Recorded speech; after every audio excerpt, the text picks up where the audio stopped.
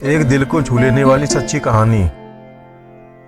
एक दुकान में मैं खरीदारी कर रहा था, तभी मैंने उस दुकान के कैशियर को एक 5-6 साल के लड़के से बात करते हुए देखा।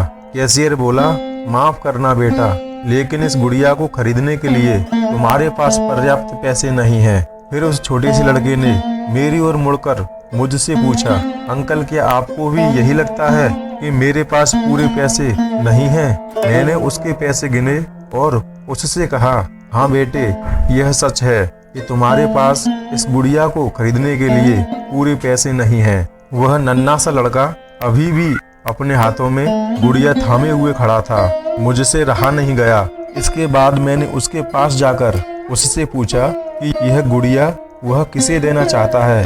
इस पर उसने उत्तर दिया कि यह वो गुड़िया है जो उसकी बहन को बहुत प्यारी है और वह इसे उसके जन्मदिन के लिए उपहार में देना चाहता है।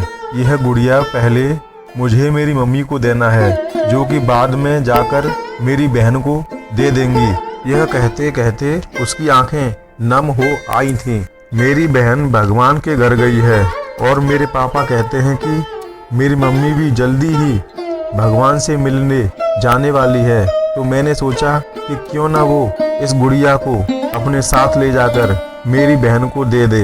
मेरा दिल धक सा रह गया। उसने ये सारी बातें एक सांस में ही कह डाली और फिर मेरी ओर देखकर बोला, मैंने पापा से कह दिया है कि मम्मी से कहना कि वो अभी न जाएं, वो मेरी दुकान से लौटने तक का इंतजार करें। फिर उसने मुझे एक बहुत प्यारा सा फोटो दिखाया जिसमें वह खिलखिलाकर हंस रहा था। इसके बाद उसने मुझसे कहा, मैं चाहता हूँ कि मेरी मम्मी मेरा यह फोटो भी अपने साथ ले जाए ताकि मेरी बहन मुझे भूल नहीं पाए। मैं अपनी मम्मी से बहुत प्यार करता हूँ और मुझे नहीं लगता कि वो मुझे ऐसे छोड़ने के लिए राजी होंगी। पर पापा कहते हैं कि उन्हें मेरी छोटी बहन के साथ रहने के लिए जाना ही पड़ेगा। इसके बाद फिर से उसने उस गुड़िया को गमगीन आंखों से खामोशी से देखा। मेरे हाथ जल्दी से अपने बटुए तक पहुँचे और मैंने उससे कहा, चलो एक बार और गिनती करके देखते हैं कि तुम्हारे पास गुड़िया के लिए पर्याप्त पैसे हैं या नहीं। उसने कहा, ठीक है, पर मुझे लगता है मेरे पास पूरे पैसे हैं। इसके बाद मैंने उससे नजरें बचाकर कुछ पैसे उसमें जोड़ दिए और फिर हमने उन्हें गिनना शुरू किया। ये पैसे उसकी गुड़िया के लिए काफी थे। यही नहीं, कुछ पैसे अतिरिक्त बच भी गए थे।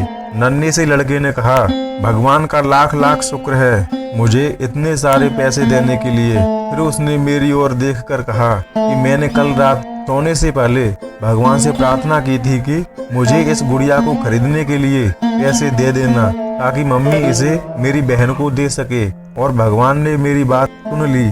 इसके अलावा मुझे मम्मी के लिए एक सफेद गुलाब खरीदने के लिए भी पैसे चाहिए थे, पर मैं भगवान से इतने ज्यादा पैसे मांगने की हिम्मत नहीं कर पाया था।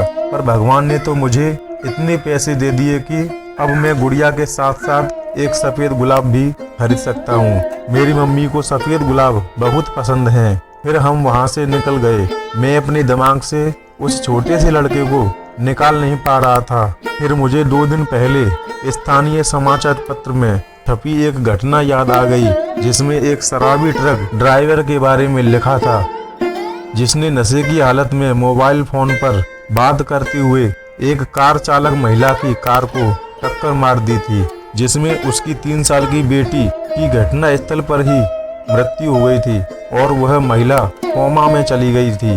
अब एक महत्वपूर्ण निर्णय उस परिवार को ये लेना था कि उस महिला को जीवन रक्षक मशीन पर बनाए रखना है अथवा नहीं, क्योंकि वह कोमा से बाहर आकर स्वस्थ हो सकने की अवस्था में नहीं थी। क्या वह परिवार इसी छोटे लड़के का ही था? मेरा मन रोम रोम कांप उठा।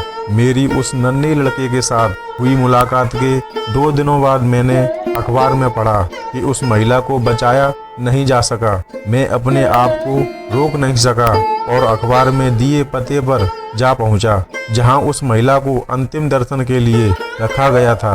वह महिला श्वेत धवल कपड़ों में थी, अपने हाथ में एक सफेद गुलाब और उस छोटे से लड़के का वह फोटो लिए हुए और उसके सीने पर रखी हुई थी वही गुड़िया मेरी आंखें नम हो गईं। मैं नम आंखें लेकर वहां से लौटा।